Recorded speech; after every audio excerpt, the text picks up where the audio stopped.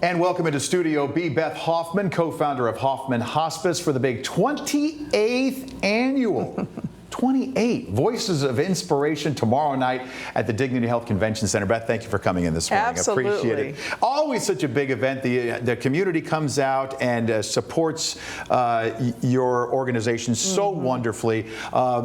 First of all, I want to go back a little bit in time here. You started 30 years ago. 30 years. 2 years ago, you jumped in with this Voices of Inspiration. Yeah. And what was the inspiration behind the first one? You know what? Honestly, I went to a conference, and true story, I went to a conference about how to do fundraising because nonprofit, we needed some help. And they said, whatever you do, don't get speakers. Really? That's true story. And I thought, my personality is saying, well, that's what I'm going to do then. And so we found our first one. Tom loves the Giants, and so we had Dave Dravecky, and it was a success. And I have enjoyed every single one of them. You know, when you look back at the list of speakers, it's very, very impressive. You were just mentioning back on it, Reba McEntire has been there. Of course, Derek Jeter last year with David Carr up on the podium at last year's event. Just fantastic. What makes a good speaker for this event? This event, I think, makes a good speaker for me personally is someone that's authentic. I enjoy that. Tim Tebow, I mentioned to you, was one of my favorites.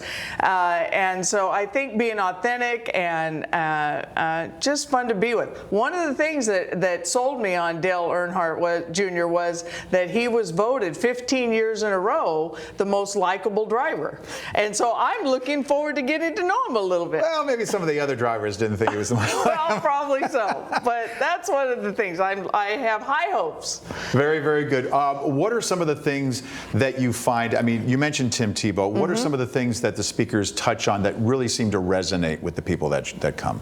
Well, I think what they do is they bring their dedication to whatever they do and their stick-to-itiveness, if you will, to whatever they do. And I think that's always inspirational. If you roll your sleeves up and do your best each day, get knocked down and get up and do it again.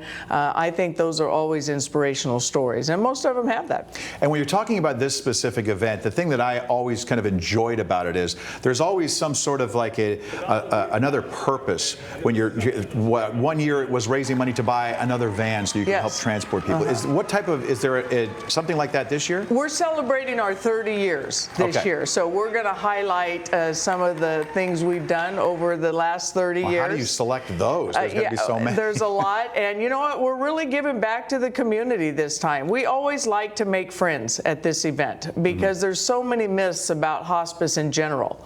And so one of the precipitating factors in starting this event years ago was so we could educate the community just a little bit more about what hospice does and what it doesn't. And do you find that this event tends to draw in some of the newer, younger people? It does. Keep the fire alive, so to speak? It does. And so particularly Derek Jeter last year. We had a lot of young ones and a lot of my son's age, and they brought their kids, and my grandkids got to come. And so, yes, it is changing like that. So it just kind of depends on what rings your bell. Most definitely. All right, it is tomorrow night. If people still want to get a ticket, they can go to... Yeah, go to hoffmannhospice.org. There's still some good tickets, and thank you for helping tomorrow. You are very, very welcome. I can't wait to talk to Dale. Yes. So I have to do that North Carolina accent. That's right. You do that. Do that. I'll work on that. Add that. Thank you, Beth, for coming in. Let's go back in Studio A.